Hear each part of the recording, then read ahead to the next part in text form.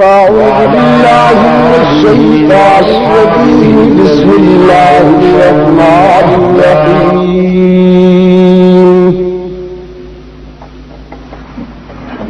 الذين هم مفاتيح الرحمة ومصابيح الغرر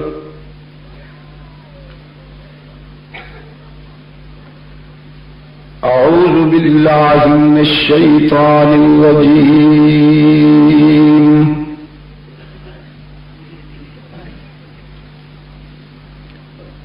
بسم الله الرحمن الرحيم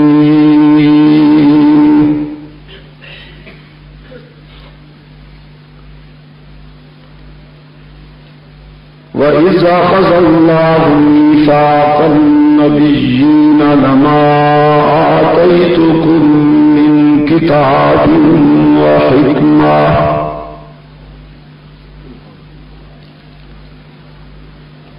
ثم جاءكم رسول مصدق لما معكم لتؤمنن به ولتنصرنه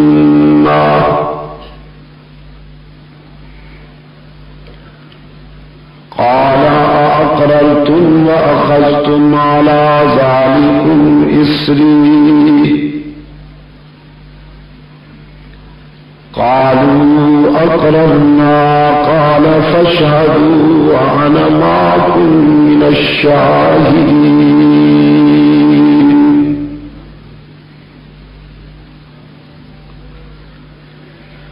يا أيها الذين آمنوا قوا أنفسكم وأهليكم نارا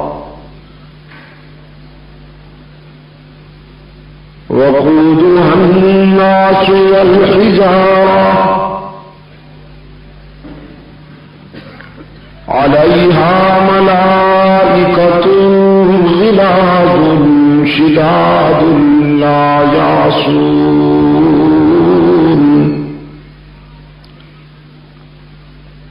لا يعصون الله ما أمرهم ويفعلون ما يؤمرون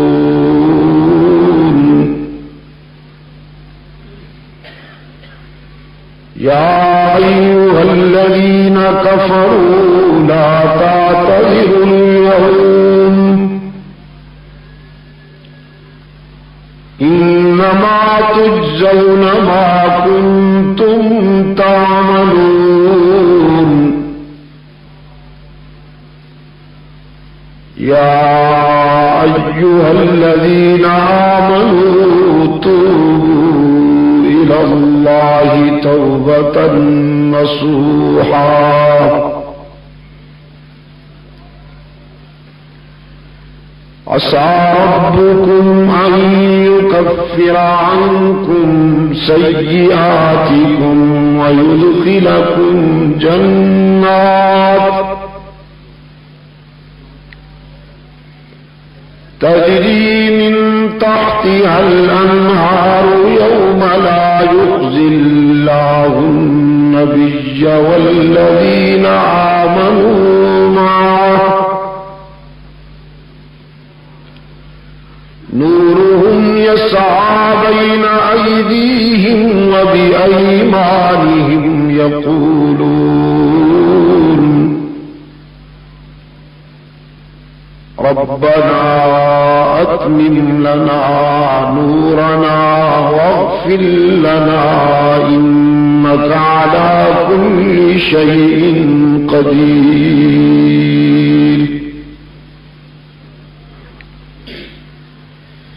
يا أيها النبي جاهد الكفار والمنافقين واغلظ عليهم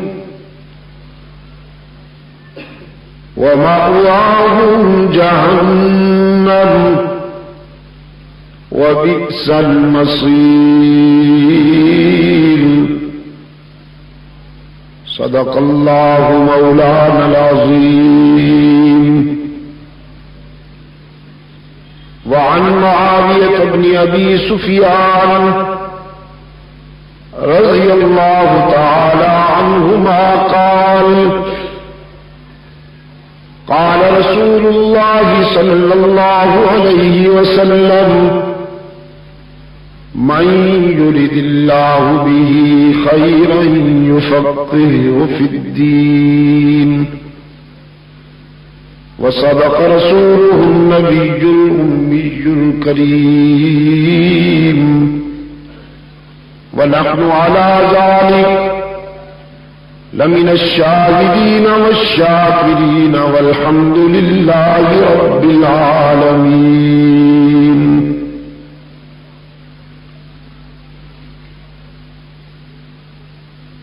ارباب علم و دانش، محترم بزرگوں اور عزیز دوستوں، آج 4 اپریل 1988 ہم یہاں بندر بلوچستان میں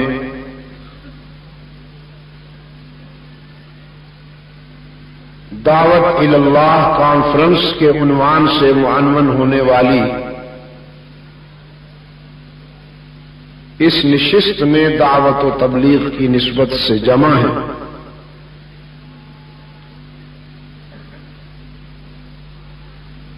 مجلس تحفظ حقوق اہل سنت و جماعت پاکستان کے جن دوستوں نے، کارکنان نے اس پروگرام کی ترتیب اور تشکیل میں کوشش کی ہے، دن رات محنت کی ہے، میں دعا کرتا ہوں حق تعالی ان کی اس سعی اور محنت کو شرف قبولیت سے نوازے اور آئندہ بھی معروفات کی اشاعت کے ضمن میں ایسی بہت سی کامیابیوں سے ہمکنار فرمائے۔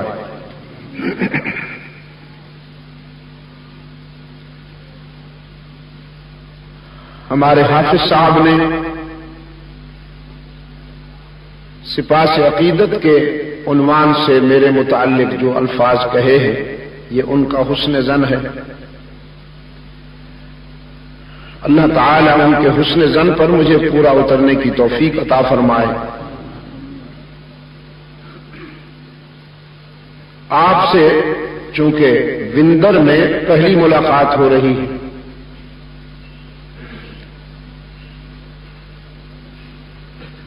اور میرا کچھ معمول سا ہے کہ میں جہاں پہلی مرتبہ حاضری دیتا ہوں وہاں عالم ارواح میں لیے جانے والے اس پہلے وعدے کی یاد دہانی کرانے کی کوشش کرتا ہوں جو خالق کائنات نے لیا تھا۔ آج کی ملاقات میں بھی اسی ضمن میں گفتگو کا ارادہ رکھتا ہوں۔ اس کے لیے کتاب اللہ کا وہ حصہ بنیاد ہے جو ابھی ابھی میں نے آپ کے سامنے تلاوت کرنے کی سعادت حاصل کی۔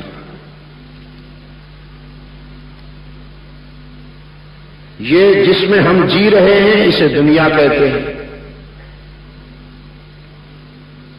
عالم دنیا ہے۔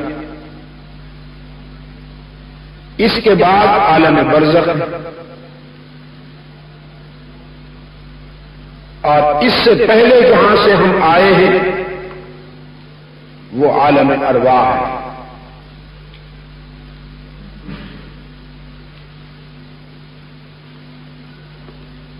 جس میں انسان اس ڈھانچے میں نہیں تھا، روحانی صورت میں تھا۔ عالم دنیا میں اللہ نے انسان کو مٹی سے بنائے گئے اس ڈھانچے میں بھیجا ہے۔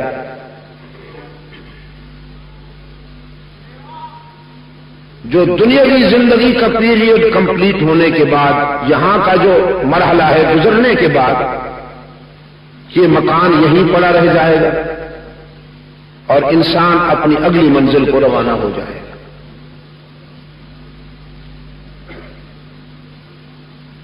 اسی کو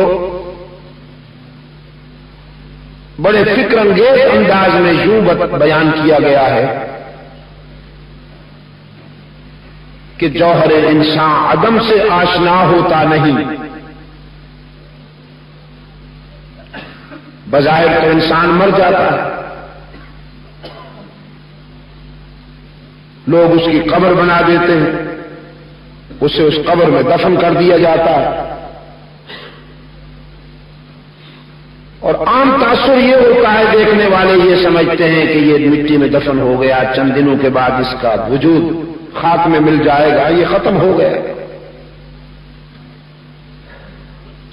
لیکن فرمایا جوہر انسان عدم سے آشنا ہوتا نہیں، آنکھ سے اوجھل تو ہوتا ہے، فنا ہوتا نہیں۔ اسے رخ بدلنا کہا گیا کہ دنیاوی زندگی کا مرحلہ مکمل ہونے کے بعد یہ مکان چونکہ اسی خاک سے بنا تھا، کل شیء یرجع الی اصلہ، یہ جہاں سے بنا تھا وہیں پہنچ گیا، مٹی سے بنا تھا مٹی میں پہنچ گیا، اور انسان اپنی اگلی منزل کو روانہ ہو گیا۔ عزیز دوست، عالم ارواح میں اللہ نے دو وعدے دیے۔ ایک وعدے میں حق تعالی نے اپنے بندوں سے اپنی ربوبیت کا اقرار لیا، اور دوسرے وعدے میں حق تعالی نے اپنے آخری رسول رحمت عالم صلی اللہ علیہ وسلم کی رسالت کا اقرار لیا۔ پہلا اقرار ربوبیت اور دوسرا اقرار رسالت۔ ان دونوں کی کارروائی اور ان دونوں کی رودات قرآن کریم میں اجمالاً لیکن بڑے دل نشین انداز میں بیان کی گئی ہے۔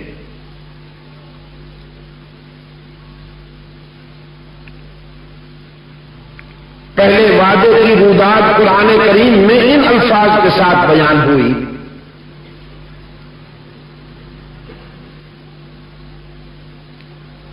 فرمایا وَإِذْ أَخَذَ رَبُّكَ مِن بَنِي آدَمَ مِن ظُهُورِهِمْ ذُرِّيَّتَهُمْ وَأَشْهَدَهُمْ عَلَىٰ أَنفُسِهِمْ أَلَسْتُ بِرَبِّكُمْ قَالُوا بَلَىٰ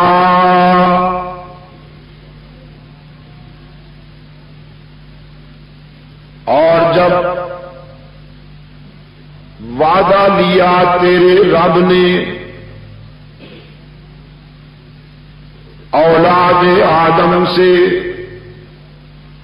من بنی آدم،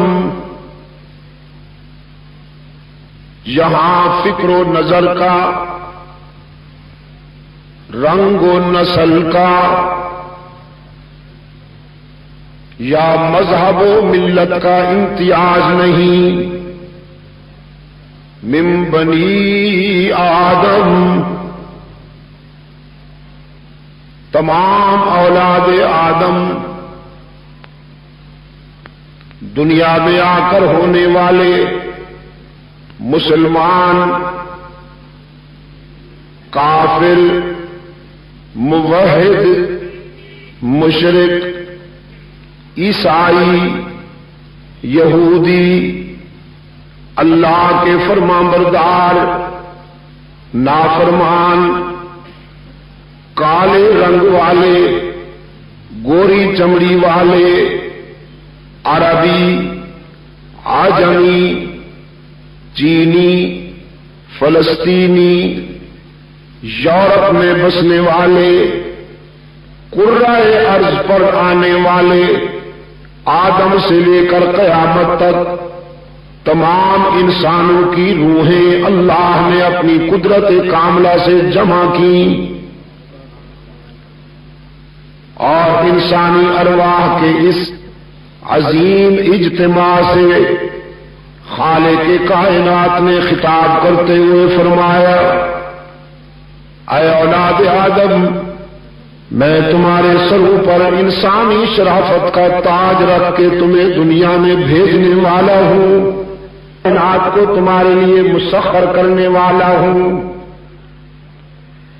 أَلَمْ نَجْعَلِ الْأَرْضَ مِهَادًا وَالْجِبَالَ أَوْتَادًا وَخَلَقْنَاكُمْ أَزْوَاجًا وَجَعَلْنَا نَوْمَكُمْ سُبَاتًا وَجَعَلْنَا اللَّيْلَ لِبَاسًا وَجَعَلْنَا النَّهَارَ مَعَاشًا وَبَنَيْنَا فَوْقَكُمْ سَبْعًا شِدَادًا وَجَعَلْنَا سِرَاجًا وَهَّاجًا۔ زمین کو تمہارے لیے بچھونا بنایا جائے گا، آسمان کو تمہارے لیے چھت بنایا جائے گا، مسخر کر دیا جائے گا زمین کو تمہارے لیے، وہ زمین جس میں فولاد جیسی سخت چیز بھی دفن ہو تو کچھ دنوں کے بعد زمین کی نمی اور برودت فولاد کو بھی خاک بنا دیتی ہے، لیکن جب تم اسی زمین میں اپنا دانہ دفن کرو گے تو وہ اسے خاک نہیں بنائے گی، گلزار بنا کر تمہارے ایک دانے کو کئی دانوں میں بدل کر تمہاری امانت واپس کرنے پر پابند ہوگی۔ آسمان کے دامن میں کبھی نہ بجھنے والے چراغ روشن کروں گا جو قیامت تک فیوز نہیں ہوں گے، ستاروں کو تابانی عطا کروں گا تمہارے لیے، سورج کو درخشانی عطا کروں گا تمہارے لیے، سبزے لہکیں گے، گلشن مہکیں گے، انادل چہکیں گے تمہارے لیے، راتوں کو اندھیرا عطا کروں گا تمہارے لیے، صبح کو سویرا عطا کروں گا تمہارے لیے۔ فرمایا کھیتیاں سرسبز ہیں تیری غذا کے واسطے، چاند سورج اور ستارے ہیں ضیاء کے واسطے، جانور پیدا کیے تیری بقا کے واسطے، یہ سب جہاں تیرے لیے اور تو خدا کے واسطے۔ رب العالمین نے فرمایا ہم جانور پیدا کریں گے تمہارے لیے،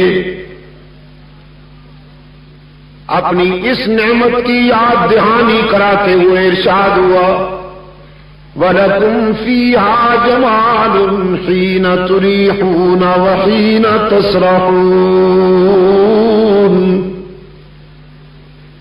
وَتَحْمِلُوا أَثْقَالَكُمْ إِلَى بَلَدٍ لَّمْ تَكُونُوا بَالِغِيهِ إِلَّا بِشِقِّ الْأَنفُسِ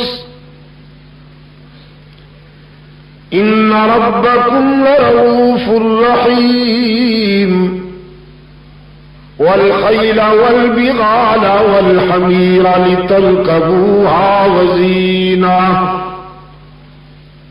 وَيَخْلُقُ مَا لَا تَعْلَمُونَ۔ کچھ جانور تمہارا بوجھ اٹھائیں گے، کچھ جانور تمہیں اپنا گوشت مہیا کریں گے تمہاری غذا کے لیے، کچھ جانور تم اپنی زیب و زینت کے لیے پالو گے، ساری زندگی تمہاری زنجیروں اور رسیوں میں جکڑ کر غلامی میں گزار دیں گے۔ رب العالمین نے فرمایا یہ میرا لطف و کرم ہے کہ تم میرے بنو یا نہ بنو، لیکن میری مخلوق تمہاری بغاوت نہیں کرتی۔ میں نے تو انہیں بے زبان پیدا کیا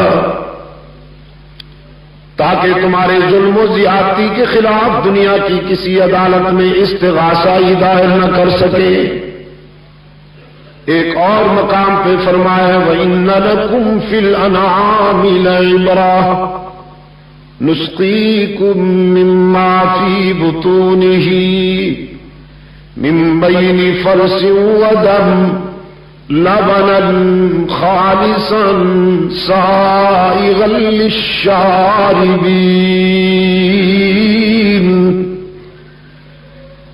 اے ابن آدم، اللہ کو پہچاننے کے لیے، اللہ کو سمجھنے کے لیے لائبریریاں اور کتب خانے کھنگالنے کی ضرورت نہیں۔ دودھ کا ایک گلاس بھی بہت ہے اگر تو اس پہ غور کر لے۔ ایک لمحے کے لیے دودھ کا گلاس سامنے رکھ کر ذرا سوچنا کہاں سے آیا، کس نے بھیجا۔ تیرے جانور کی رنگت سیاہ، اس کی گوبر بدبودار، اس کی رگوں میں دوڑنے والا خون سرخ، لیکن وہ کون ہے جو تیرے گلاس میں آنے والے دودھ میں جانور کی سیاہی کو بھی شامل نہیں ہونے دیتا، فضلے کی بو کو بھی شامل نہیں ہونے دیتا، خون کی سرخی کو بھی شامل نہیں ہونے دیتا۔ ان تینوں منفی چیزوں میں سے مثبت دودھ کی نہریں جاری کر دی، خوش ذائقہ اور خوش رنگ دودھ پیش کر کے رب العالمین نے تجھے دعوت دی ہے کہ یہ احسان کرنے والا کون ہے۔ رب العالمین نے فرمایا وَفِي أَنفُسِكُمْ أَفَلَا تُبْصِرُونَ۔ دور جانے کی ضرورت نہیں، اپنی اس 5 فٹ کی کائنات پر غور کرے گا تو بھی ہر نظر پر میں تمہیں یاد آؤں گا۔ تیری یہ 5 فٹ کی کائنات بھی تیری عبرت کے لیے بہت ہے، ارباب فکر و دانش کے لیے بہت ہے۔ آنکھیں عطا فرمائیں، آنکھوں کو قوت بینائی سے نوازا، زبان عطا فرمائی، زبان کو بولنے کی صلاحیت عطا کی، دماغ کو قوت حافظہ و متفکرہ مرحمت فرمائی، ہاتھوں کو پکڑنے کی استعداد عطا کی، پاؤں کو چلنے کی صلاحیت عطا فرمائی،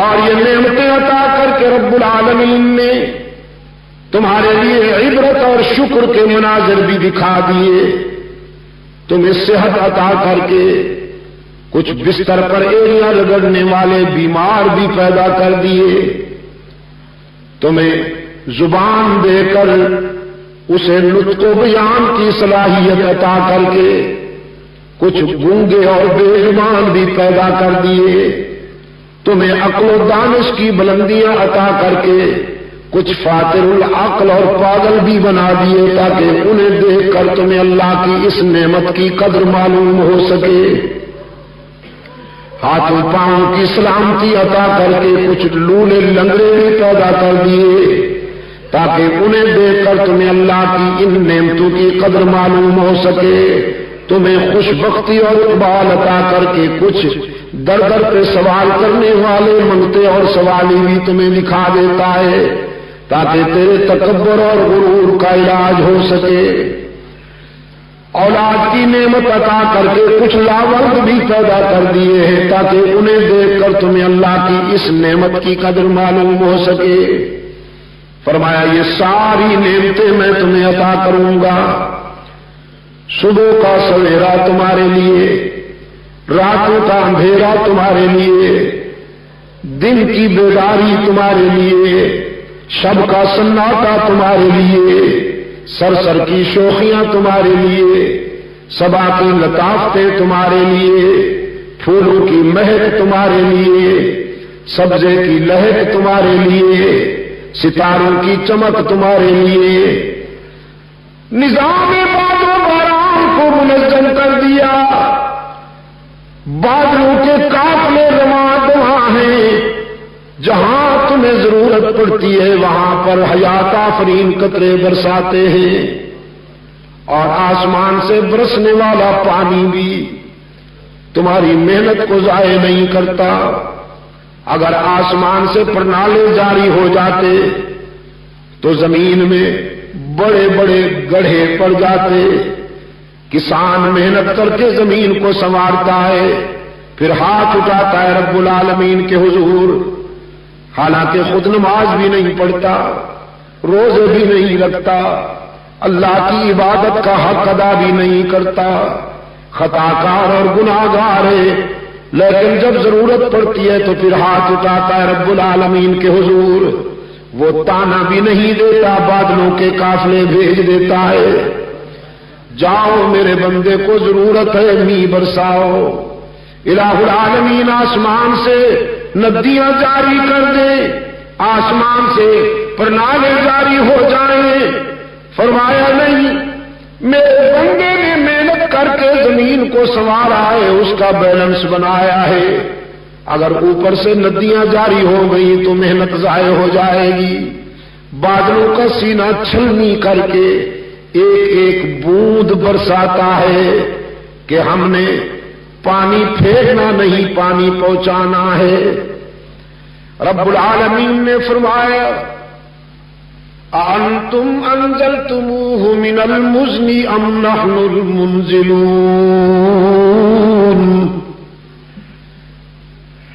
ساری دنیا بھی زور لگائے، اللہ نہ کرم کرے تو بارش نہیں آ سکتی۔ اشتراکی بلاک والے کمیونسٹ جو اللہ کے وجود کے قائل نہیں ہیں، لیکن جب بارش نہیں ہوتی اور خشک سالی کا طوفان، خشک سالی کا عذاب ان کے سر پہ مسلط ہو جاتا ہے تو ان کی زبان سے بھی عاجزی کے ساتھ بے ساختہ طلب اور التجا کی صدائیں بلند ہوتی ہیں۔ قرآن کریم نے فرمایا نا، أَلَمْ تَرَ أَنَّ الْفُلْكَ تَجْرِي فِي الْبَحْرِ بِنِعْمَةِ اللَّهِ لِيُرِيَكُم مِّنْ آيَاتِهِ ان فی ذلک لآیات لکل صبار شکور۔ کیا تم نے کبھی غور کیا کہ کشتی جیسی بھاری بھرکم اور وزنی چیز پانی جیسی لطیف چیز پر تیرتی ہے اور تم اس میں بیٹھ کر سفر کرتے ہو؟ چاہیے تو یہ تھا کہ اس کشتی میں بیٹھ کر تم ہمارا شکر ادا کرتے، لیکن اس کشتی میں بیٹھ کر جو بکھری ہوئی موجوں کے سینے پر چلی جا رہی ہے، تا حد نظر پھیلے ہوئے سمندر کے بیچوں بیچ بکھری ہوئی موجوں کے سینے پر چھوٹی سی کشتی سفر کر رہی ہے، تمہیں میرا شکر ادا کرنا چاہیے تھا، لیکن انسان کتنی عجیب شے ہے، تا حد نظر پھیلے ہوئے سمندر کی بکھری ہوئی موجوں پر چھوٹی سی کشتی میں بیٹھ کر اللہ کو بھول جاتا ہے، اللہ کو بھول جاتا ہے، وہاں چوچلے کرتا ہے، ہاں جی، وہاں پر اللہ تللے کرتا ہے، جہازوں میں لوگ شراب پیتے اور زنا کرتے ہیں، لیکن قرآن کریم نے فرمایا اذا غشیہم موج کالظلل، جب وہ کشتی بھمر میں گر جاتی ہے اور ہچکولے کھانے لگتی ہے اور اس میں بیٹھنے والے جب دیکھتے ہیں کہ یہ تو ڈوبنے کے قریب آ گئی ہے، دعوا اللہ مخلصین لہ الدین، پھر بے ساختہ ان کی زبان پر اللہ کا نام جاری ہو جاتا ہے۔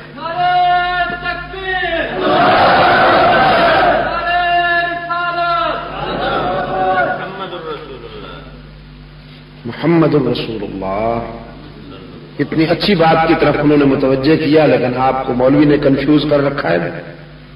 پھر کہو میرے عزیز،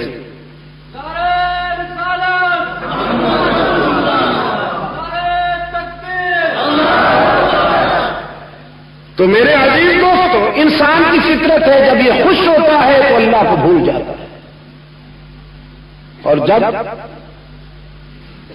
جھنجھوڑا جاتا ہے اس کو تو پھر بے ساختہ وہ یاد آتا ہے۔ حالانکہ نمک حلالی کا تقاضا یہ تھا کہ خوشیوں میں اسے اللہ کو یاد کرنا چاہیے تھا، خوشیوں میں شکر کرنا چاہیے اور دکھوں میں صبر کرنا چاہیے، خوشیوں میں ناچنا اور دکھ کے عنوان سے سینہ کوٹنا اور ماتم کرنا، یہ دونوں ادائیں دور جہالت کی یادگار ہیں۔ جب اسلام کی صبح صادق طلوع نہیں ہوئی تھی، جب اسلام کے اجالوں نے انسان کے فکر و نظر کو روشن نہیں کیا تھا، جب اسلام کے سویرے طلوع نہیں ہوئے تھے، اس وقت انسان خوشیوں میں ناچتا تھا اور مصیبت میں بال نوچتا تھا، گریبان پھاڑتا تھا، سینہ کوٹتا تھا۔ لیکن جب اسلام کی صبح طلوع ہوئی تو پھر تعلیمات یہ آئیں اسلام کی طرف سے کہ خوشیاں ملیں تو شکر کرو، دکھ آئیں تو صبر کرو۔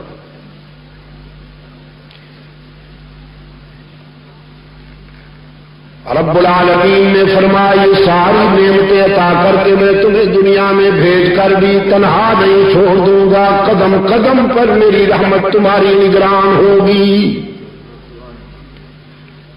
تم مجھے بھول جاؤ گے لیکن میں تمہیں نہیں بھولوں گا۔ کتنے پیار سے فرمایا اذا سألك عبادی انی فإنی قریب۔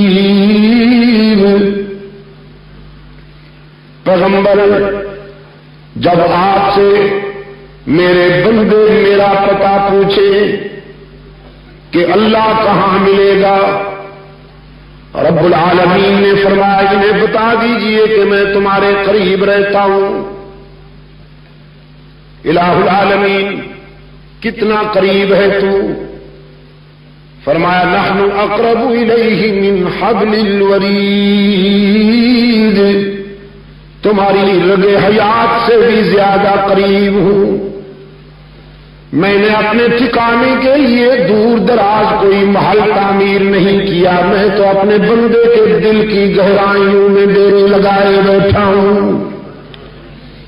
دل کے آئینے میں ہے تصویر یار، جب ذرا گردن جھکائی دیکھ لی، جب اتنا قریب ہوں ادعونی استجب لکم، تو پھر مجھے پکارا کرو، میں تمہاری دعا و پکار کو سننے کے لیے ہر وقت تیار رہتا ہوں۔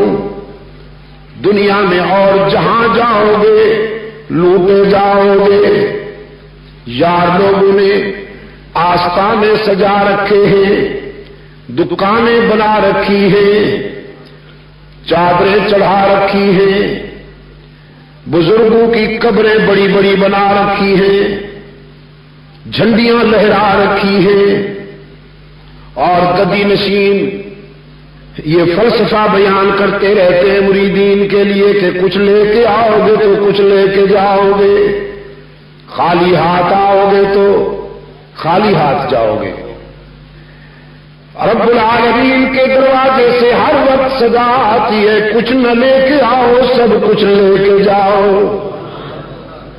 خالی ہاتھ آؤ دامن بھر کے جاؤ۔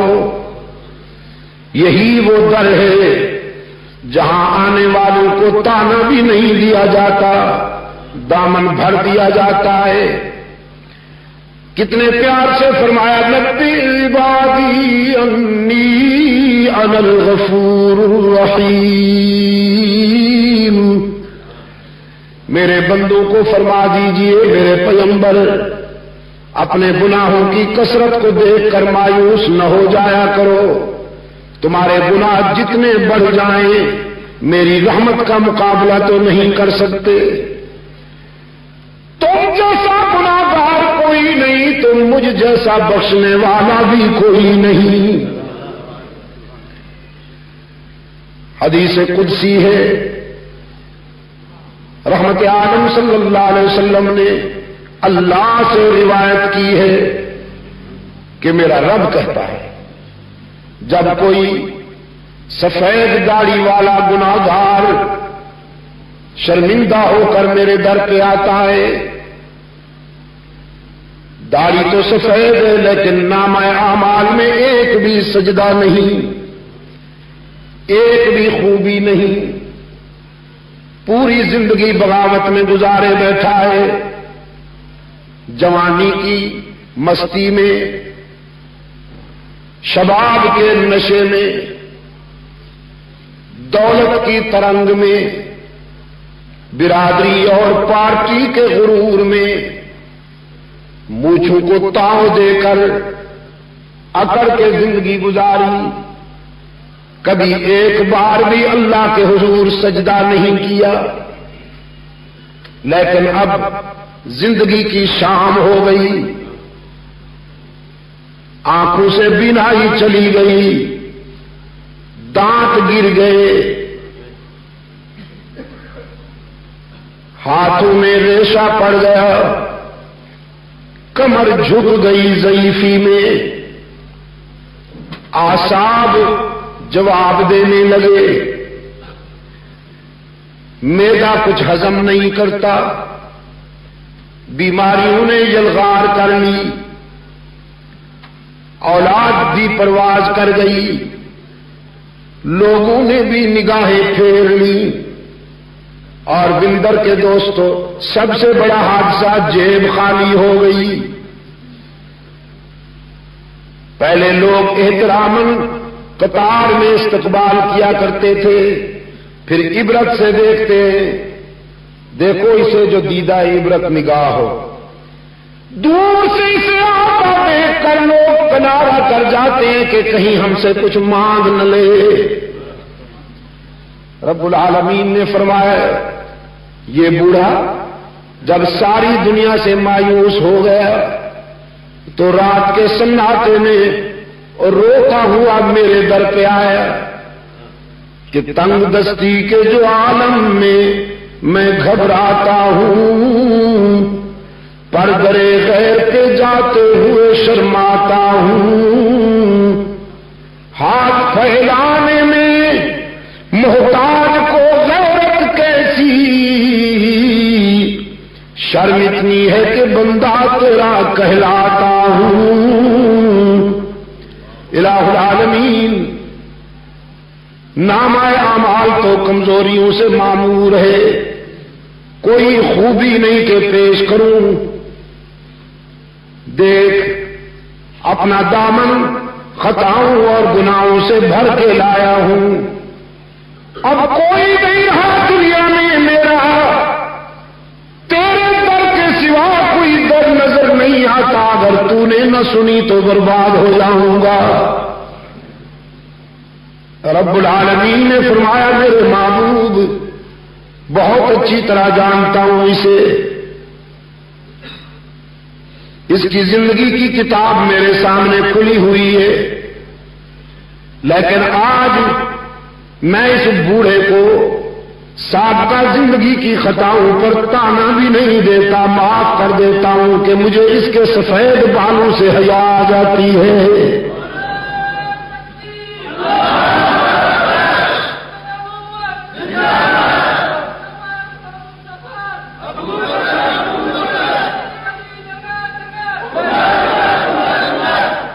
جوان کو اپنے بوڑھے باپ کے سفید بالوں سے تو حیا نہیں آتی، لیکن رب العالمین اپنے گناہگار بندے کے سفید بالوں سے حیا کرتا ہے. رب العالمین نے فرمایا دنیا میں بھیج کر بھی تجھے تنہا نہیں چھوڑوں گا، قدم قدم پر میری رحمت تیری نگران اور پاسبان ہوگی. دنیا کا کوئی رشتہ دنیا کا کوئی تعلق تیرے اتنا قریب نہیں ہوگا جتنا میرا فضل و کرم تیرے قریب ہوگا. ساری کائنات کو تیرے لیے مسخر بناؤں گا. اب تو بتا، الست بربکم، دنیا میں جا کر سر کس کے آگے جھکائے گا؟ دامن کس کے آگے پھیلائے گا؟ مرادیں کس سے مانگے گا؟ تنہائی میں آنسو کس کے آگے بہائے گا؟ بول، تیرا رب کون ہے؟ دنیا میں آنے سے پہلے عالم ارواح میں اللہ نے اپنے بندوں سے وعدہ لے لیا. میں اندازہ کر رہا ہوں آپ کے جواب سن کر کہ میری کیسٹیں مجھ سے پہلے یہاں پہنچی ہیں اور بحمداللہ تعالی آپ حافظ ہوئے بیٹھے ہیں. میں جو بھی بات پوچھتا ہوں بڑا صحت مند جواب آ رہا ہے. میں بڑا کمزور سا انسان ہوں، بہت ہی حقیر سا انسان ہوں، بے علم بے عمل. اس کا شکر ادا کیسے کر سکتا ہوں کہ دنیا میں جہاں میرا جسم نہیں پہنچا بحمداللہ تعالی قرآن و سنت کے حوالے سے میری بات پہنچ گئی. برے صغیر میں جہاں کہیں گیا ہوں، افریقہ میں جہاں کہیں گیا ہوں، مشرق وسطیٰ میں جہاں کہیں گیا ہوں، مدینہ طیبہ میں سن 79 میں پہلی مرتبہ میری حاضری ہوئی تھی. 79 میں جب ہم وہاں موٹر سے اترے تو پہلی آواز کیسٹ بج رہی تھی، وہ کانوں میں پڑی. میں نے کہا تیری آواز مکے اور مدینے، جسم تو تیرا آج پہنچ رہا ہے لیکن اللہ نے تیری آواز کو پہلے ہی وہیں قبول فرما لیا.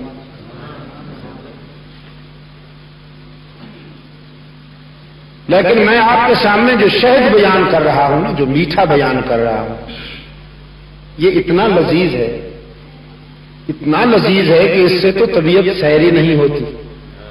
اسے بار بار بالتکرار بیان کرنے اور سننے سے ایک نئی تازگی میسر آتی ہے اہل نظر کے لیے، اہل دل کے لیے.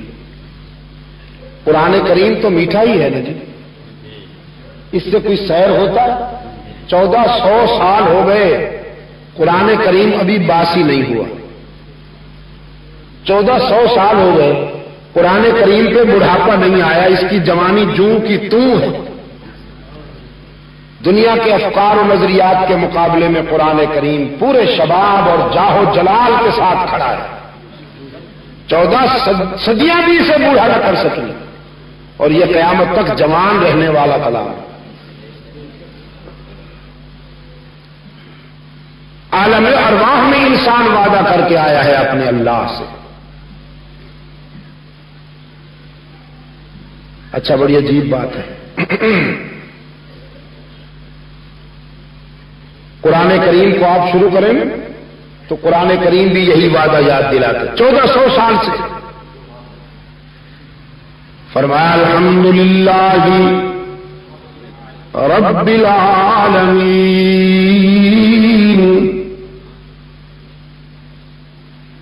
الست بربکم الحمدللہ رب العالمین. پھر قرآن کریم میں متعدد مقامات پر یہی یاد دہانی ہوگی. پھر جب آپ قرآن کریم کو ختم کرنے لگیں گے تو آخری صورتیں پھر آپ کے دل و دماغ پر دستک دیں گی. قل اعوذ برب الفلق قل اعوذ برب الناس الست بربکم. انسانوں، تمہارا رب کون ہے؟ دنیا میں بھیجنے سے پہلے اللہ نے عالم ارواح میں وعدہ لے لیا کہ وہاں جا کر بے وفائی نہ کرنا. تمہاری جبین کی عاجزیوں کے لیے سچا مسجود کون ہے؟ وہ سوچ رہے ہیں کہ یہ ہی کیا ہے؟ یہ ہی وہی ہے جو آپ کو بھول گیا ہے. ایاک نعبد و ایاک نستعین. قرآن کریم نماز کی ہر رکعت میں یہی یاد دلاتا ہے. ایاک نعبد و ایاک نستعین. ہم تیری ہی عبادت کرتے ہیں اور کرتے رہیں گے. ہم تجھ سے ہی مدد مانگتے ہیں اور مانگتے رہیں گے. تجھ سے ہی، تجھ سے بھی نہیں، تجھ سے. ایک وعدہ ہوتا ہے ہی والا اور ایک ہوتا ہے بھی والا.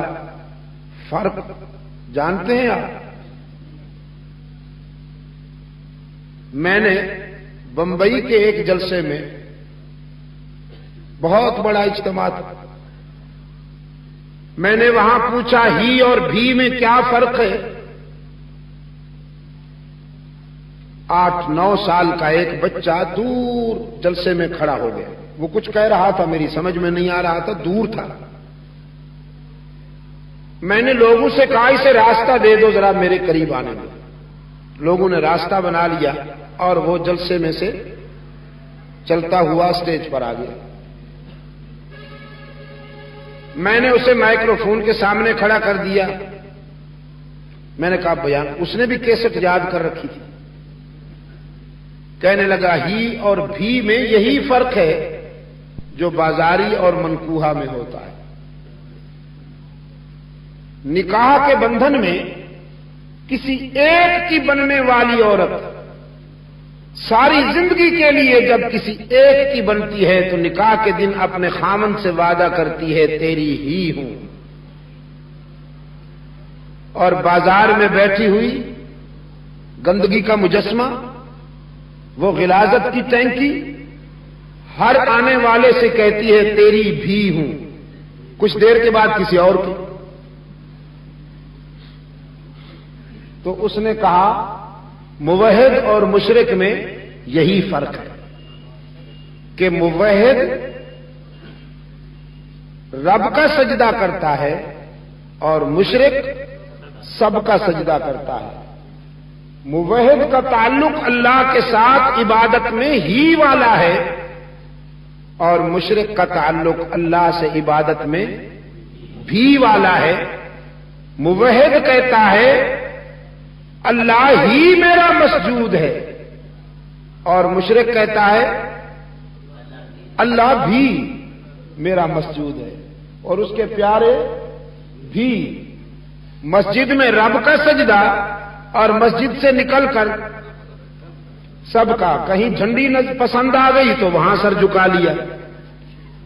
کوئی بڑے سائز کی قبر اچھی لگ گئی تو وہاں جھک گیا. کوئی بڑی توند والا پیر و مرشد اچھا لگ گیا تو اس کے آگے جھک گیا. کوئی گھنا درخت مل گیا تو اس کے سامنے جھک گیا.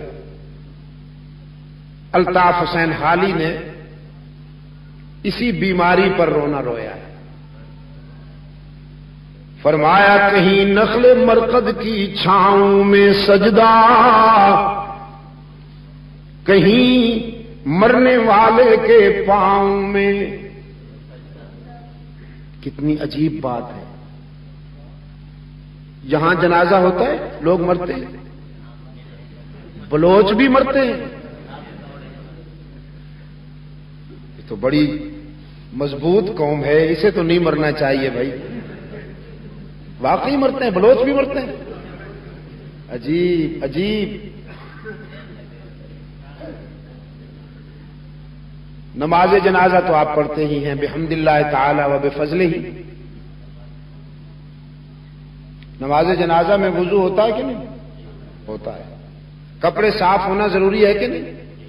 ضروری ہے. دوسری نماز کے لیے بھی کپڑے صاف ہونا ضروری ہے، نماز جنازہ کے لیے بھی کپڑے صاف ہونا ضروری ہے.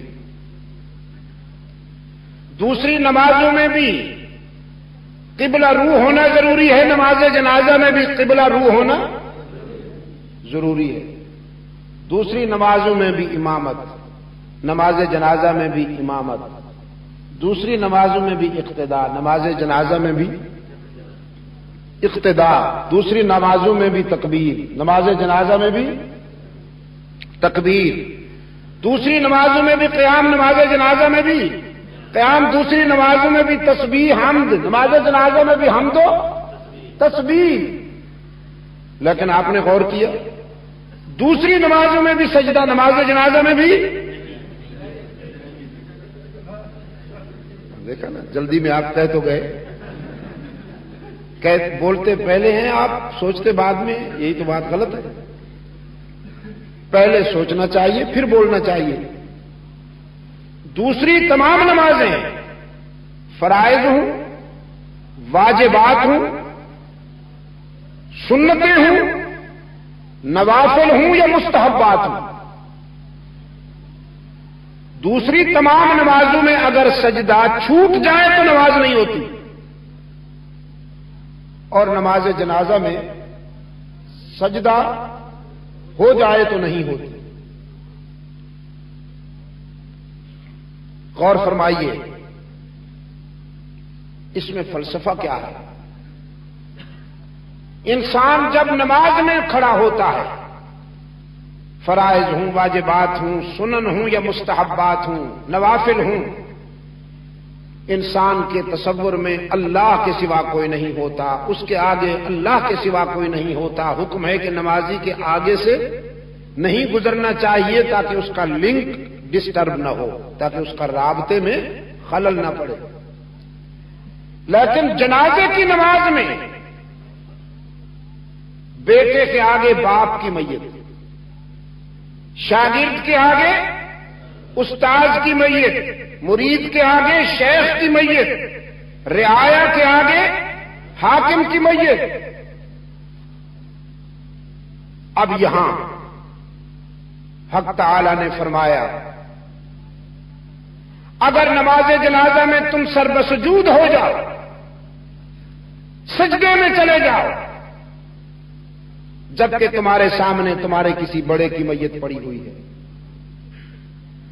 سامنے سے گزرنے والا کوئی یہودی، سامنے سے گزرنے والا کوئی نصرانی، سامنے سے گزرنے والا کوئی ہندو، مسلمانوں کو جب ایک میت کے سامنے سجدے میں دیکھے گا تو اسے خیال آئے گا مسلمان مسجد میں اللہ کا سجدہ کرتے ہیں اور ادھر جنازہ گاہ میں اپنے بزرگوں کو بھی سجدہ کر کے دفن کرتے ہیں، مشابہت آ جائے گی۔ حق تعالی نے فرمایا میں اپنا ایک رکن واپس لے لوں گا لیکن سجدے میں کوئی مشابہت برداشت نہیں کروں گا، تیرا سر غیر اللہ کے آگے نہیں جھکنے دوں گا۔ یہی وجہ ہے کہ نماز جنازہ میں سجدہ ہو جائے تو جرم ہے، باقی نمازوں میں سجدہ رہ جائے تو جرم ہے، تاکہ سجدے میں اللہ کے سوا کسی اور کی مشابہت، کسی اور کے سامنے انسان کا سر جھکتا ہوا نظر نہ آئے۔ تو وندر کے دوستوں میں آپ سے پوچھ سکتا ہوں، جب کسی ولی اللہ کی میت زمین سے 2 فٹ اوپر پڑی ہوئی ہے تو وہ سجدہ نہیں کرنے دیتا، جب وہی میت زمین میں 3 فٹ نیچے چلی جاتی ہے تو پھر تعظیمی سجدے کی گنجائش مولوی صاحب نے کہاں سے نکال لی ہے؟ مریدوں کو کہتا ہے بزرگوں کی قبروں پہ جھکنا تعظیم ہے، اور میں نے کہا اللہ کے حق میں تقسیم ہے۔ فرمایا ہو جس میں عبادت کا دھوکہ مخلوق کی وہ تعظیم نہ کر، ہو جس میں عبادت کا دھوکہ مخلوق کی وہ تعظیم نہ کر، جو خاص خدا کا حصہ ہے بندوں میں اسے تقسیم نہ کر۔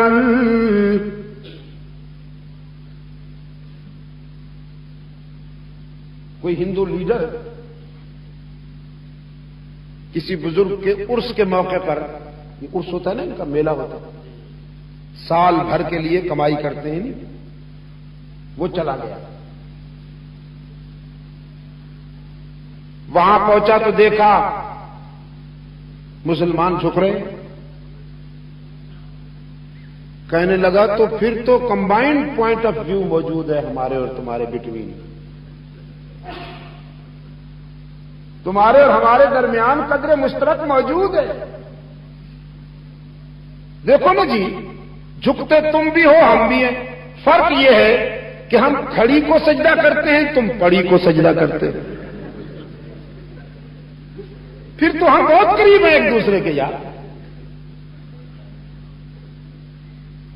ہم کھڑی کو سجدہ کرتے ہیں، تم پڑی کو سجدہ کرتے ہو، ہم تو بہت قریب ہیں ایک دوسرے کے۔ اس لیے الطاف حسین حالی کی چیخ نکل گئی، جاہلوں کو دیکھا نا،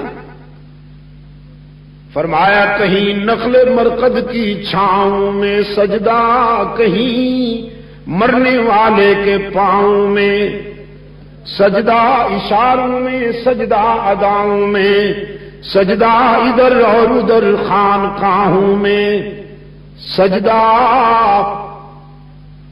کرے غیر گر بت کی پوجا تو کافر، جو ٹھہرائے بیٹا خدا کا تو کافر، ستاروں میں مانے کرشمہ تو کافر، جھکے آگ پر بہرے سجدہ تو کافر، مگر مومنوں پر کھلی ہیں یہ راہیں، صدقے جاؤں مومنوں، کیسا فولڈنگ ایمان ہے، لچکدار، جدھر پھیر دو پھر جاتا ہے، ٹوٹتا نہیں ہے، مگر مومنوں پر کھلی ہیں یہ راہیں، پرستش کریں شوق سے جس کی چاہیں، نبی کو جو چاہیں خدا کر دکھائیں، نبی کو جو چاہیں، اللہ بھی علام الغیوب، نبی بھی، یہ بھی اللہ بھی علام الغیوب، نبی بھی علام الغیوب، اللہ بھی ہر جگہ موجود، نبی بھی ہر جگہ موجود، اللہ بھی کارساز، نبی ولی بھی کارساز، اللہ بھی دستگیر، نبی ولی بھی دستگیر، اللہ بھی مشکل کشا، نبی ولی بھی، نبی کو جو چاہیں خدا کر دکھائیں، ولیوں کا رتبہ نبی سے بڑھائیں، یہ قبروں پہ دن رات نظریں چڑھائیں، شہیدوں سے جا جا کے مانگے دعائیں، نہ توحید میں کچھ خلل اس سے آئے، نہ اسلام بگڑے نہ ایمان جائے، دوسرا کوئی ذرا سا بھی چوک جائے تو جہنم رسید ہو اور پکڑا جائے، یہ گھپلے پہ گھپلا چلائیں پھر بھی کچھ نہ ہونے پائے، تلک اذن قسمت دیزا۔ انسانی جبین کی عاجزیوں کے لیے سچا مسجود کون؟ وندر والو ہی پہ ذرا ضرب لگانا تاکہ دور دور تک پہنچے یہ حرارت، اور اللہ بھی کے بیماروں کو شفائے کاملہ عطا فرمائے۔ انسانی جبین کی عاجزیوں کے لیے سچا مسجود کون؟ حضرت دائیں بائیں دیکھ کر کوئی بھی کا بیمار چپ تو نہیں بیٹھا، یا حیران تو نہیں بیٹھا کہ یہ کیا ہو رہا ہے، شاہ صاحب کیا کہلوا رہے ہیں؟ میں وہی کہلوا رہا ہوں جو فاران کی بلندیوں سے نشر ہوا، میں وہی بات دوہرا رہا ہوں جو صدیق عمر عثمان و علی نے یاد دلائی، میں وہی بات یاد دلا رہا ہوں جو قرآن یاد دلاتا ہے، میں وہی بات کہہ رہا ہوں جو سید عبد القادر گیلانی نے پوری زندگی بیان کی، میں وہی کہلوا رہا ہوں جو اللہ کے برگزیدہ بندوں نے اپنی پوری زندگی بیان کی۔ انسانی جبین کی عاجزیوں کے لیے سچا مسجود کون؟ میں ان کے مطلب کی کہہ رہا ہوں، چراغ زبان میری ہے بات ان کی، میں ان کے مطلب کی کہہ رہا ہوں، زبان میری ہے بات ان کی، میں ان کی محفل سنوارتا ہوں، چراغ میرا ہے رات ان کی۔ انسانی جبین کی عاجزیوں کے لیے سچا مسجود کون؟ دائیں بائیں دیکھ کر کوئی بیمار چپ بیٹھا ہو تو کہلوائیے ذرا، لیکن آرام سے نقص امن نہ ہو۔ انسانی جبین کی عاجزیوں کے لیے سچا مسجود کون؟ پاکستان والو ہی میں وفا کر دو، بھی کے دروازے بند کر دو، ہی میں وفا کر دو، تمہاری مٹی بھی سونا بن جائے گی۔ پرومس کرتا ہوں، پرومس، آزما کے دیکھ لو یہ نسخہ بھی کے دروازے بند کر دو، بے وفائی کا راستہ چھوڑ دو، غداری کا راستہ چھوڑ دو، ہی میں تم وفا کر دو، اور رب العالمین تمہیں رسوا نہیں ہونے دے گا، تمہاری مٹی بھی سونا بن جائے گی۔ اور جب سے یہاں بھی کی بیماری پھیلی ہے، نتیجہ یہ ہے کہ تمہارا سونا بھی مٹی بنتا جا۔ پوچھو تو نا ذرا 1000 روپے کے نوٹ سے، پوچھو نا تمہارے اندر کتنی جان ہے، چیخ چیخ کے کہے گا 100 روپیہ بھی نہیں رہا باقی، 100 روپیہ چیخ کے کہے گا 10 روپے بھی نہیں ہے میرے اندر۔ ٹھیک کہہ رہا ہوں کہ نہیں؟ ہاں، انسانی جبین کی عاجزیوں کے لیے سچا مسجود کون؟ ہر جگہ موجود کون؟ فنکار مولوی دسترخوان سجا کر پلیٹیں چمکتی ہیں، ادھر مولوی صاحب کا عشق مہکتا ہے، پلیٹیں دیکھ کر نا عشق میں جوش آتا ہے، مریدوں کو جمع کر کے کہتا ہے پڑھو دم بدم پڑھو درود، حضرت بھی ہیں یہاں موجود، حالانکہ حلوہ موجود ہوتا ہے۔ رحمت عالم صلی اللہ علیہ وسلم تو اپنے روضہ اقدس میں موجود ہوتے ہیں، یہاں مولوی صاحب کے آگے وسایا شریف کی پیداوار، قیمہ بھری کچوریوں کی پیداوار، ہاں جی، گلاب جامن جلیبیوں کی پیداوار، تمہارے سامنے تو پلیٹیں ہوتی ہیں۔ رحمت عالم تو اپنے مرکز اعلیٰ پہ موجود ہیں، اور اس شاخ کا یہ کام نہیں ہے کہ محبوب کو در در پھرائیں، عاشق تو در پہ غلام بن کر حاضری دیا کرتے ہیں، اور ان کا عشق اتنا بناسپتی ہے کہ وہاں دھکے لگتے ہیں۔ مدینہ طیبہ میں داخلہ بند ہے ان کا، اور یہاں عاشق بنے پھرتے ہیں صرف پلیٹیں صاف کرنے کے لیے۔ میں نے کہا اس عاشق کو ڈوب مرنا چاہیے جسے معشوق اپنی گلی سے ہی دھکے دے کے نکال دے۔ ہمارا مقدر یہ ہے اندر کے دوستو، ہمیں تو موت کے بعد بھی جنت البقیع میں ٹھکانہ مل جاتا ہے۔ محمد الیاس کا تبلیغی لشکر کا ایک جرنیل محمد زکریا رحمت اللہ تعالی علیہ، دن بھر ساری زندگی مدینہ میں گزاری، دعا کرتے تھے الہ العالمین میرا جنازہ مدینہ کی گلیوں سے گزرے اور جنت البقیع میں پہنچ جائے۔ وہیں سو رہے ہیں۔ ہاں جی، حضرت قاری فتح محمد صاحب رحمت اللہ تعالی علیہ زندگی کے آخری ایام مدینہ طیبہ میں گزار دیے، معذور ہونے کے باوجود مسجد نبوی میں عاشق قرآن بیٹھا رہا کرتا تھا، جنت البقیع میں سو رہا۔ ارے کل کی بات ہے، احسان لائی ظہیر تقریر یہاں لاہور میں کرتا ہے، دھماکہ لاہور میں ہوتا ہے، قبر جنت البقیع میں بنتی ہے۔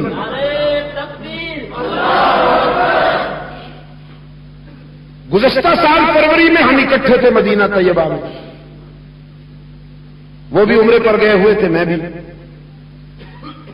صبح کی نماز کے بعد ہم دونوں جنت البقیع میں چلے گئے تھے۔ اب جنت البقیع میں بہت توسیع ہو گئی ہے،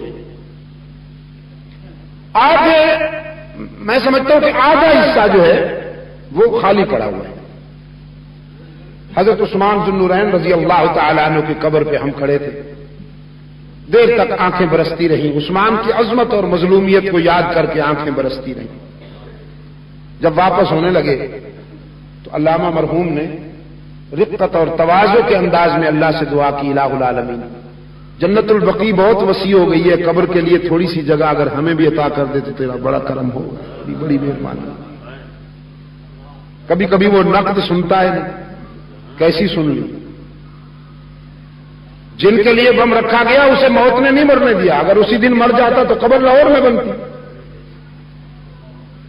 باقی 7-8 افراد شہید ہو گئے، لیکن انہیں اللہ نے زندہ رکھا کہ دعا قبول ہو چکی تھی، علاج کے لیے لے جائے گئے اور وہاں ٹھکانہ مل گیا۔ اب اس فروری میں میں جب گیا ہوں عمرے پر تو پھر میں نے ان کی قبر پہ حاضری دی۔ امام مالک کے پہلو میں سو رہے ہیں، جنت البقیع میں امام مالک رحمت اللہ تعالی علیہ کے پہلو میں سو رہے ہیں۔ الحمدللہ ثم الحمدللہ، ہمارا یہ مقدر ہے۔ اور عشاق ان کا داخلہ بند ہے وہاں۔ وندر کے دوستوں، بلوچستان کی سرزمین کو اللہ نے بڑی عظمتوں سے نوازا ہے۔ یہاں آم کے باغات نہیں ہیں، مجھے بھی پتا ہے۔ بلوچستان کے سینے پر کیلے کے باغات کم ہیں، یہاں پر ہریالی اور سبزہ کم ہے، پانی بھی کم ہے، لیکن اس سنگلاخ دھرتی پر ایمان بڑا سرسبز ہے۔ میرا مشاہدہ یہی ہے، میں نے تو پسنی اور تربت سے لے کر زیارت اور لوڑلئی تک، جی لسبیلا تک میں نے جو اس خطے کا مطالعہ کیا ہے، میں نے جو اس خطے کا مشاہدہ کیا ہے، میرے تاثرات یہ ہیں کہ اس سنگلاخ دھرتی پر ایمان بڑا سرسبز ہے۔ ہوتا بھی یہی ہے۔ مکہ سے بڑی سنگلاخ دھرتی کون سی ہوگی؟ چاروں طرف سے خشک پہاڑ ہے، جسے خود قرآن نے وادی غیر ذی زرع کہا۔ اسی سنگلاخ دھرتی نے کتنی بڑی بہار مہیا کی ہے انسانیت کو، کتنا عظیم انسان پیدا کیا اس دھرتی نے کہ خطہ ارض پر، قرہ ارض پر جتنی بھی بہاریں ہیں اسی دھرتی کی مرہون منت، وہیں سے ساری کائنات میں بہاریں تقسیم ہوتی ہیں۔ تو آپ یہاں سے ہی کی حرارتیں ذرا پارسل کیا کیجئے، کراچی تو آپ کے قریب ہے نا۔ الحمدللہ کراچی میں بھی گونج رہا ہے، اب کراچی میں بھی یہ آواز گونج رہی ہے۔ دیکھیے میں آپ کو ایک بات کہتا ہوں، ضروری نہیں ہے کہ ہر شخص کو محنت کا صلہ فوراً مل جائے۔ ہم بھی کسی غلط فہمی میں نہیں ہیں۔ کچھ انبیاء علیہ السلام ایسے گزرے ہیں، ساری زندگی تبلیغ کی، ایک شخص نے بھی ان کے موقف کو نہیں مانا۔ بعض انبیاء علیہ السلام، حدیث میں آیا ہے، ایسے بھی ہوں گے کہ اللہ کی عدالت میں اٹھیں گے تو ایک امتی ہوگا، صرف کسی کے پاس 2 امتی ہوں گے۔ دعوت و تبلیغ میں تو کمی نہیں تھی نا۔ ہم بھی کسی غلط فہمی میں مبتلا نہیں ہے کہ نتائج ہمیں کیوں میسر نہیں آ رہے، جو مطلوبہ نتائج کیوں نہیں سامنے آ رہے، لیکن ہم مطمئن ہیں اللہ کے کرم پر، ہم اس کے شکر گزار ہیں کہ اس نے جتنا کام لے لیا ہے۔ سچی بات یہ ہے کہ ہم میں اتنی صلاحیت اور استعداد کہاں ہے؟ تاہم یہاں سے ہی کی حرارتیں پارسل کیا کیجیے تاکہ بھی کے بیماروں کو اللہ شفائے کاملہ عطا فرمائے۔ انسانی جبین کی عاجزیوں کے لیے سچا مسجود۔ وہ جو دور بیٹھے ہیں نا میرے دوست، ان کی یہاں ہی پہنچے ذرا میری کرسی ہل جائے، کرسی ویسے بھی مضبوط نہیں ہوتی، تھکا ہوا ہوں اس لیے میں کرسی پہ بیٹھا ہوں، معاف کر دیں گے، آپ ناراض تو نہیں ہو گیا؟ آپ بھی تو بیٹھے ہوئے، آپ کہاں کھڑے ہوئے؟ بہت طویل سفر کر کے کراچی پہنچا، پھر کراچی بھی ایک لمحے کے لیے آرام نہ مل سکا، تو دور حضرات جو بیٹھے ان کی ہی ذرا میری کرسی کو ہلا کے دکھائے۔ انسانی جبین کی عاجزیوں کے لیے سچا مسجود، جزاکم اللہ، ہر جگہ موجود، علام الغیوب، کارساز و دستگیر، حاجت روا و مشکل کشا، عزت دینے والا، رزق دینے والا، بیماریاں دور کرنے والا، سب کے بیڑے پار لگانے والا، اولاد عطا کرنے والا۔ قرآن کریم نے کیسے بلیغ انداز میں یہ حقیقت بیان کی، فرمایا یہب لمن یشاء اناثا ویہب لمن یشاء الذکور او یزوجہم ذکرانا واناثا ویجعل من یشاء عقیما۔ وہ جسے چاہتا ہے بیٹیاں عطا کرتا ہے، جسے چاہتا ہے بیٹے عطا کرتا ہے، جس پہ کرم کر دے دونوں نعمتیں عطا کرتا ہے۔ بیٹیاں بھی اللہ کی نعمتیں، بیٹیاں بھی، ہاں، ان کا خیال کیا کرو، انہیں نحوست نہ سمجھا کرو۔ یہ اتنی بڑی نعمت ہے کہ اللہ نے اپنے محبوب کو 4 عطا کی، 4۔ بیٹی کا دل نہ دکھایا کرو، کبھی اس پر یہ ظاہر نہ ہونے دیا کرو کہ تو بھائیوں سے کم تر ہے، یہ ظلم نہ کیا کرو۔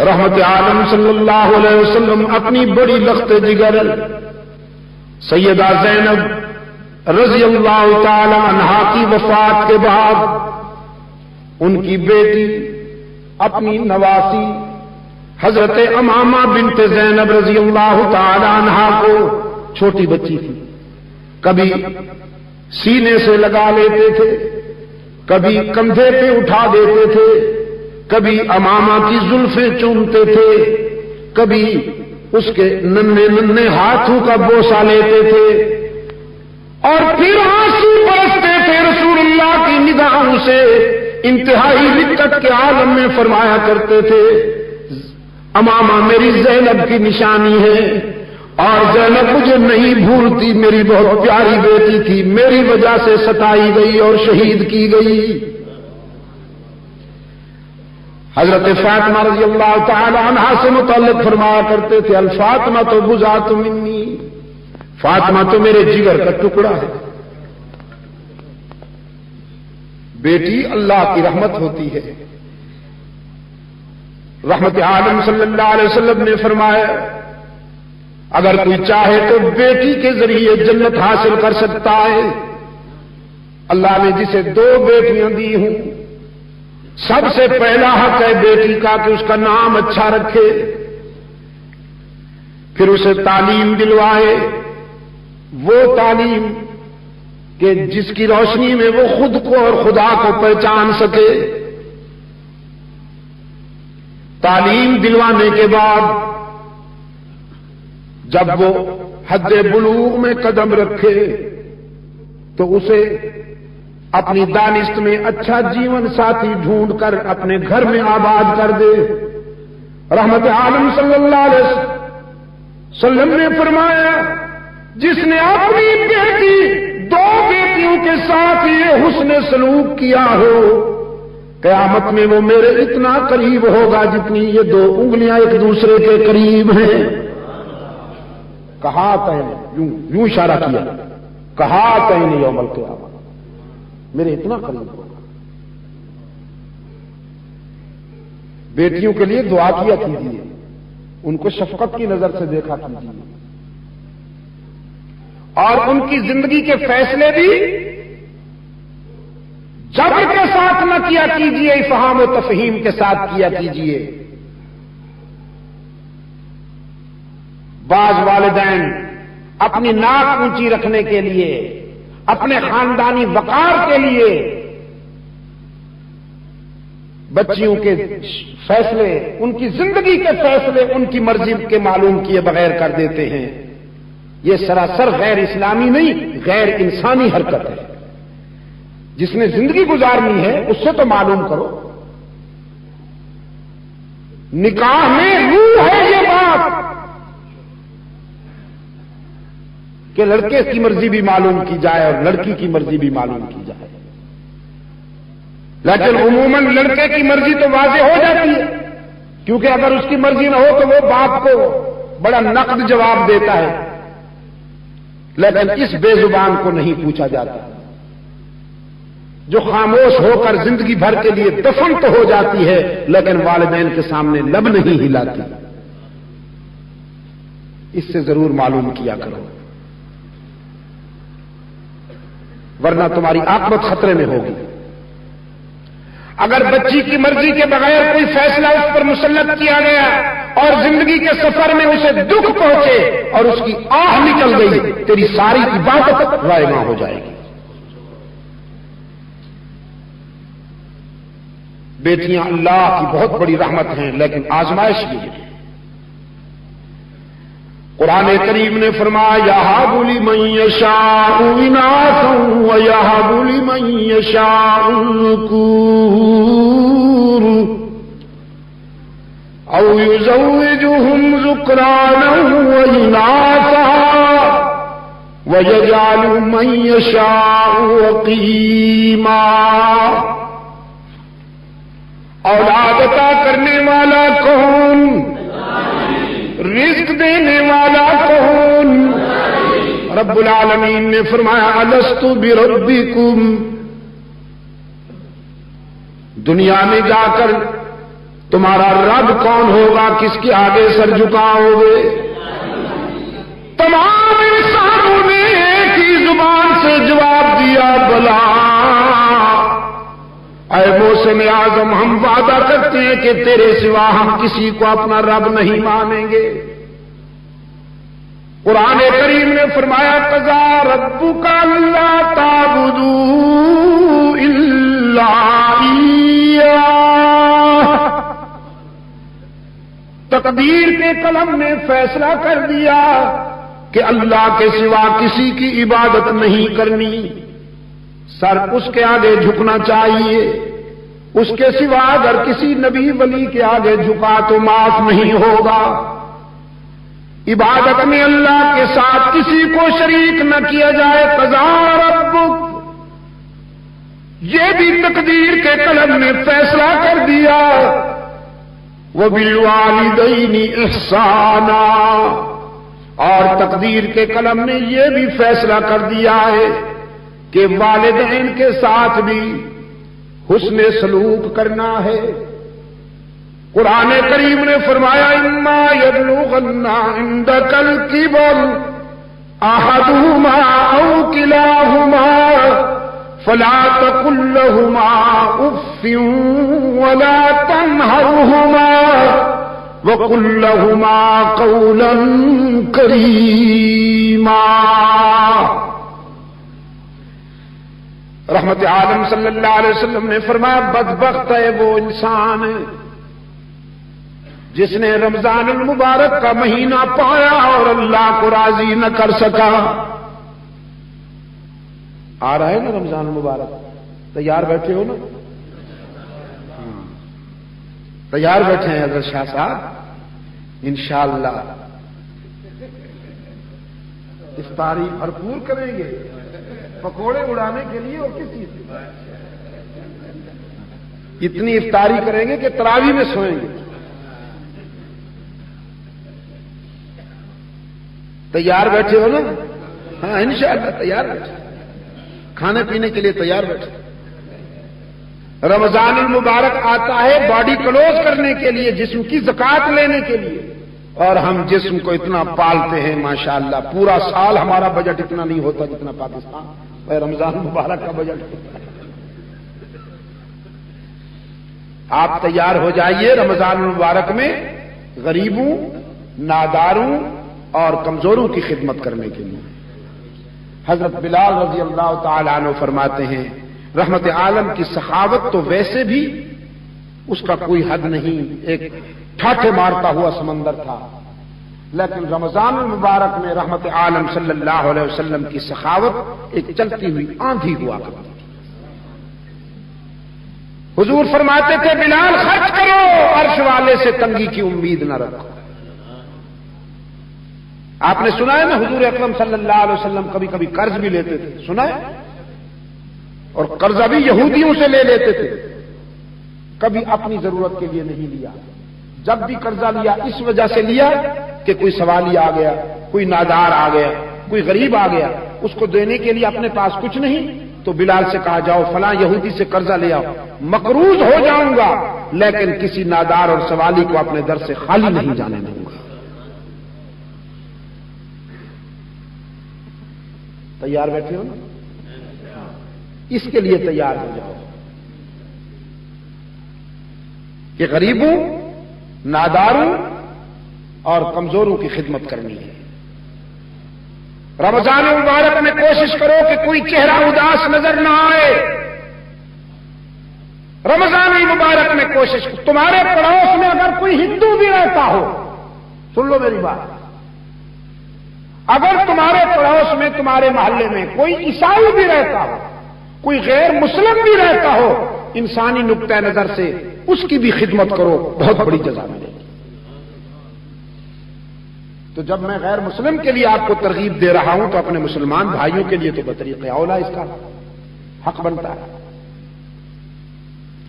سرکار دو عالم صلی اللہ علیہ وسلم نے فرمایا بد نصیب ہے وہ شخص جو رمضان المبارک کو پائے اور اللہ کو راضی نہ کر سکے، بد نصیب ہے وہ شخص کہ جسے بوڑھے والدین ملے اور وہ جنت نہ حاصل کر سکے۔